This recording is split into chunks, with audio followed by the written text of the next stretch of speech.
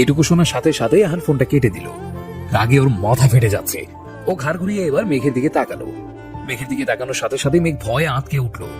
এই মুহূর্তে আহানকে দেখতে একদম হিংস্র পশুর মতো লাগছে।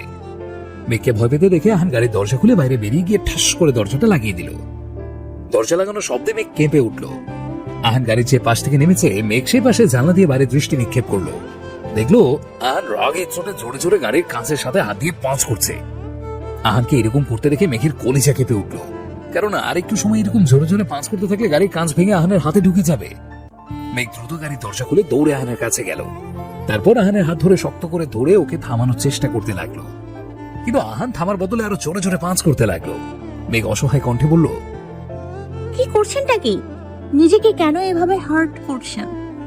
আহান রাগে ফুসতে ফুসতে বলল, মেঘ প্লিজ যাও এখান থেকে। এ রেগে গেলে আমার মাথা ঠিক থাকে না, কখন ফোনে তোমাকেও হার্ট করে ফেলবো নিজেও জানি না। তাই প্লিজ তুমি গাড়িতে গিয়ে বসো। যাচ্ছি। যাচ্ছি, আপনিও আমার সাথে চলুন। দেখুন, এইভাবে নিজেকে হার্ট করবেন না প্লিজ। আহান দাঁতে দাঁত চেপে বলল, আমাকে নিয়ে কাউকে ভাবতে হবে না, তোমাকে যেতে বলেছি, তুমি যাও এখান থেকে। দেখুন, এটা পাবলিক প্লেস, এখানে এই রকম করলে লোকে আপনাকেই পাগল বলবে। প্লিজ গাড়িতে উঠুন। মেঘের কথাটা শেষ হতেই আহান রেগে মেঘকে ঘাড়ের সাথে চেপে ধরে বলল, কে কি বললো তাতে আমার কিচ্ছু যায় আসে না। আর এইরকম সুরসাদ রাস্তায় লোক পেলে কোথায় তুমি? মেঘ একটা শুকনো ঢুক গিলে বলল, না মানে কেউ যদি এসে পড়ে তাহলে আপনাকে এইরকম করতে দেখে হাসবে। আহান ধমক দিয়ে বলল, আসুক, হু কেয়ারস? তোমাকে এত ভাবতে কে বলেছে? আমাকে নিয়ে কেউ ভাবে না, আর কাউকে ভাবতেও হবে না। মেঘ আহানের কথায় স্পষ্ট অভিমানের ছাপ খুঁজে পাচ্ছে।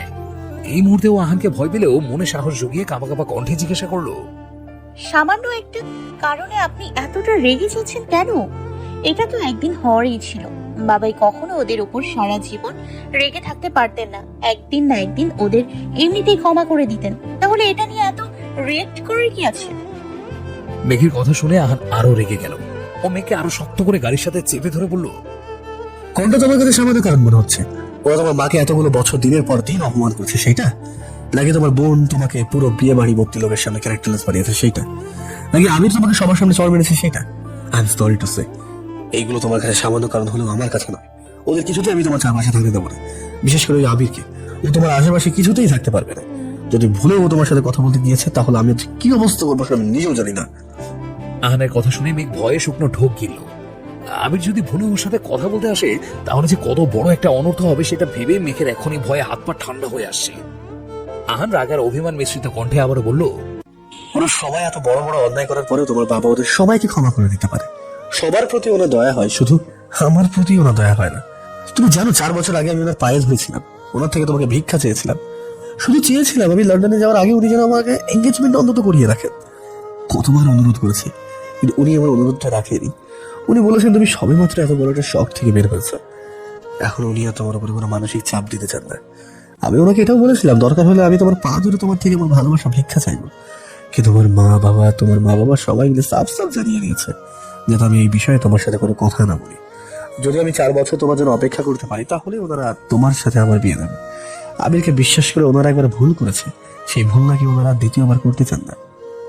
মিহির, আহির, অভি, হিয়ান, রিয়ান ওরা সবাই মিলে তোমার বাবা মাকে বুঝিয়েছিল শুধুমাত্র এঙ্গেজমেন্টটা করে দেখার জন্য।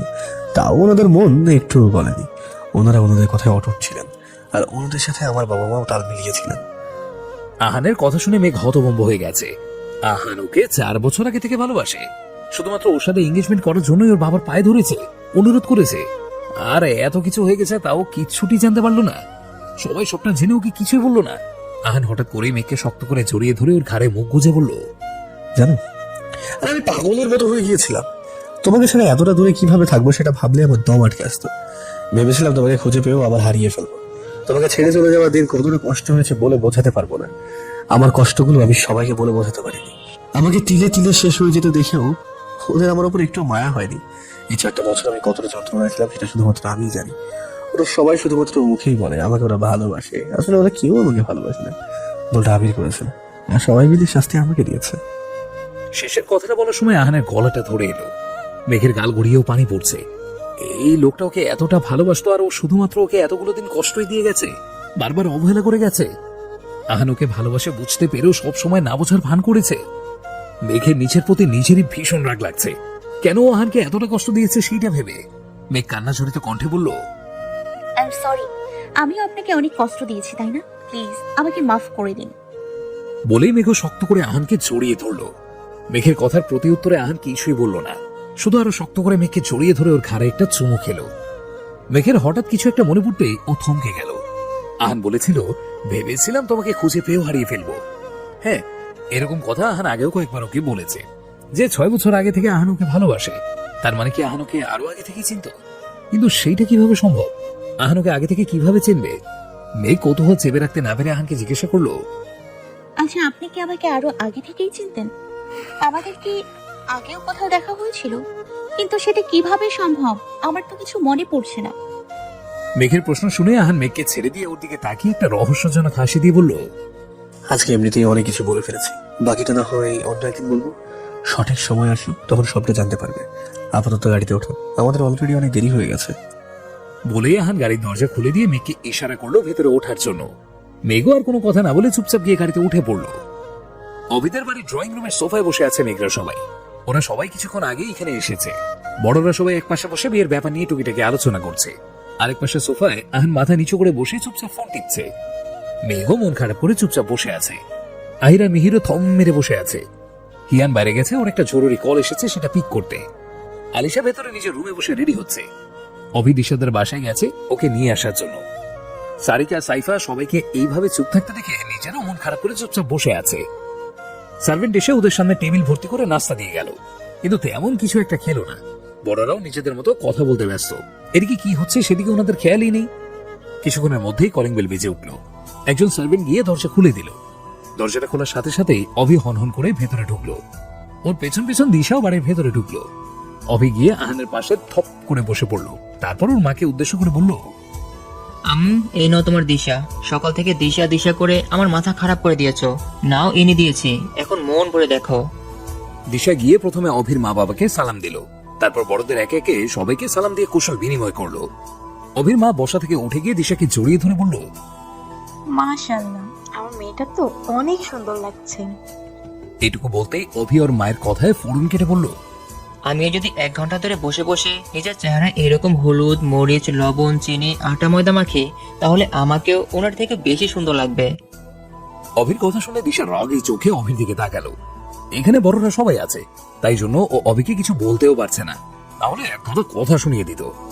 অভির মা দিশার হাত ধরে নিয়ে গিয়ে ওকে ওনার পাশে বসিয়ে অভির দিকে তাকিয়ে বিদ্রুপের স্বরে বলল, আটা ময়দা মাখা তো দূরের কথা, তোকে যদি প্লাস্টিক সার্জারিও করানো হয় তাহলেও তুই আমার মেয়ের মতো সুন্দর হতে পারবি না। অভি অবাক কণ্ঠে বলল, হোয়াট? তুমি জানো আমার উপর প্রত্যেকদিন কত মেয়েরা ক্রাশ খায়? লন্ডনে থাকতে কত মেয়েরা আমার জন্য পাগল ছিল, কত মেয়েরা রোজ আমার সৌন্দর্যের প্রশংসা করে, আর তুমি এই বাইরের মেয়েটার জন্য নিজের ছেলেকে এইভাবে অপমান করছো? অভির মা অভির দিকে রগি চোখে তাকিয়ে দাঁতে দাঁত চেপে বলল, লন্ডনের মেয়েগুলোর চোখ আর মাথা দুটোই প্রবলেম ছিল, তাই ওরা তোর মতো ছাগলের জন্য পাগল ছিল। আর কেউ নিজের ছেলেরে, তুই যে বিদেশে থাকতে নিজের মায়ের সাথে সপ্তাহে একবার কথা বলতিস না, সবসময় ব্যস্ত আছিস বলে ফোন কেটে দিতিস, সেই আবার নিজেকে আমার ছেলে বলে দাবি করছে। তুই জানিস সেখানে তোর আমার সাথে কথা বলার জন্য 10টা মিনিট সময় ছিল না, যেখানে দিশা 2 দিন পর পর আমাদের বাড়ি এসে আমাকে এটা সেটা রান্না করে খাওয়াতো, আমার সাথে ঘন্টার পর ঘন্টা বসে গল্প করতো। দিশা পরের মেয়ে নাও, ও আমার নিজের মেয়ে। তোকে আর আলিশাকে আমি যতটা ভালোবাসি তার থেকে 1000 গুণ আমি দিশাকে ভালোবাসি। তাই আমার মেয়েকে কিছু বলার আগে মুখ সামনে কথা বলবি। আর যদি ভুলেও আমার মেয়েকে বাইরের মেয়ে বলেছিস তাহলে তোকে ঘাট ধাক্কা দিয়ে বাসা দিয়ে বের করে দেবো।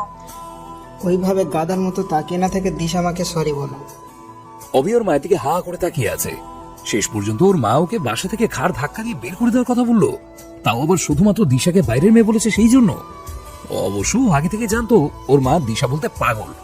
অভিকে ওভাবে হা করে তাকিয়ে থাকতে দেখে অভির বাবা গম্ভীর কণ্ঠে বলল, আমি বলছি তাই বলবে, চুপচাপ ওকে সরি বলো। ওর বাবার কথায় অভি আরো অবাক হয়ে গেল। ও অবাক কণ্ঠে বলল, আমি ওকে সরি কেন বলবো?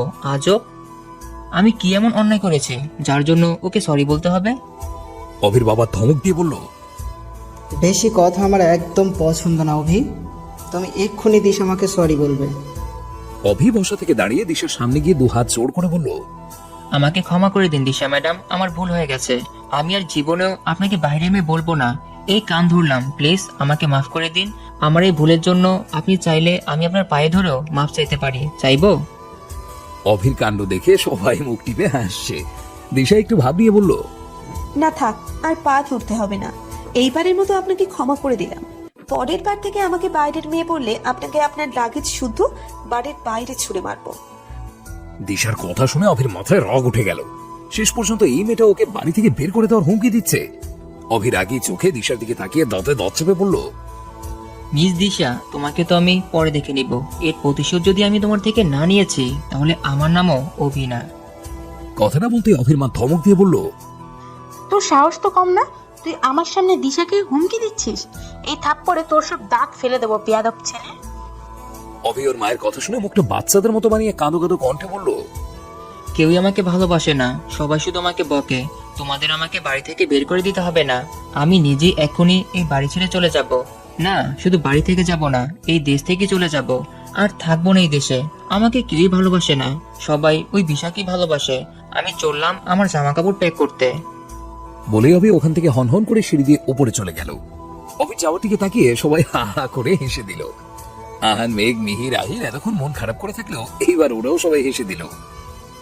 ভার্সিটিতে ভর্তি হওয়ার পর দিশার যখন মেঘের সাথে আবার দেখা হয়েছিল, তখন মেঘ মাঝে মাঝে ভার্সিটি ছুটির পর আলিশার সাথে আলিশাদের বাড়িতে আসতো, সাথে দিশাকেও নিয়ে আসতো।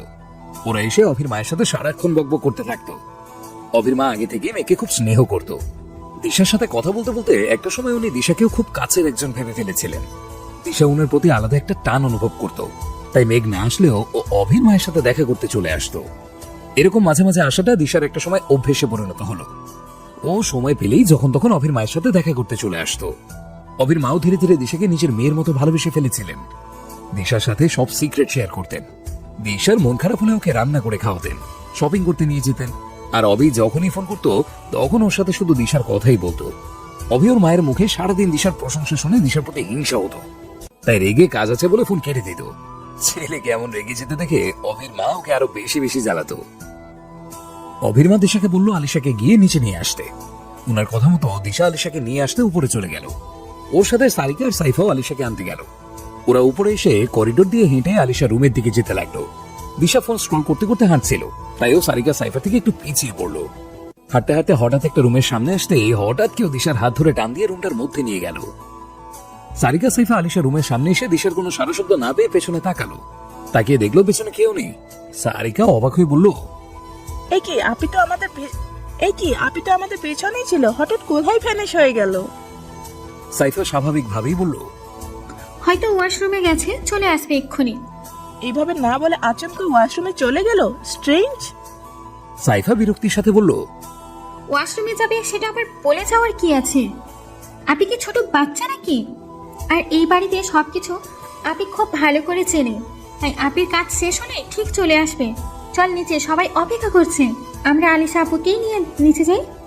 সাইফার কথায় সারিকা মাথা নেড়ে সম্মতি জানিয়ে দুজন আলিশা রুমে চলে গেল। এইদিকে দিশা সেই কখন থেকে ছটফট করে নিজেকে অভির থেকে ছাড়ানোর চেষ্টা করছে, কিন্তু অভি দিশার দুই হাত পেছনে মুচড়ে ধরে দিশাকে একদম নিজের সাথে মিশিয়ে দাঁড় করিয়ে রেখেছে। তখন অভি দিশাকে টেনে রুমের মধ্যে নিয়ে এসেছে। দিশা ছটফট করতে করতে অভিকে উদ্দেশ্য করে রাগী কণ্ঠে বলল, এটা কোন ধরনের অসভ্যতা? ছাড়ুন আমাকে, না হলে কিন্তু আমি চেঁচাবো। দিশার কথা শুনে অভি বাঁকা হেসে বলল, যতই চেঁচাও তোমার আওয়াজ এই রুম থেকে বাইরে বের হবে না, বিকজ এই রুমটা সাউন্ড প্রুফ। তুমি তো সবসময় এই বাড়িতে আসো, তোমার তো জানার কথা। অভির কথা শুনে দিশা কিছুটা থতমত খেয়ে গেল। ও আগে থেকে জানতো এই রুমটা সাউন্ড প্রুফ, কিন্তু একটু আগে অভি ওকে এইভাবে নিয়ে আসায় ভয়ে সব ভুলিয়ে গিয়েছিল। দিশা নিজেকে সামনে নিয়ে আবারও রাগী কণ্ঠে বলল,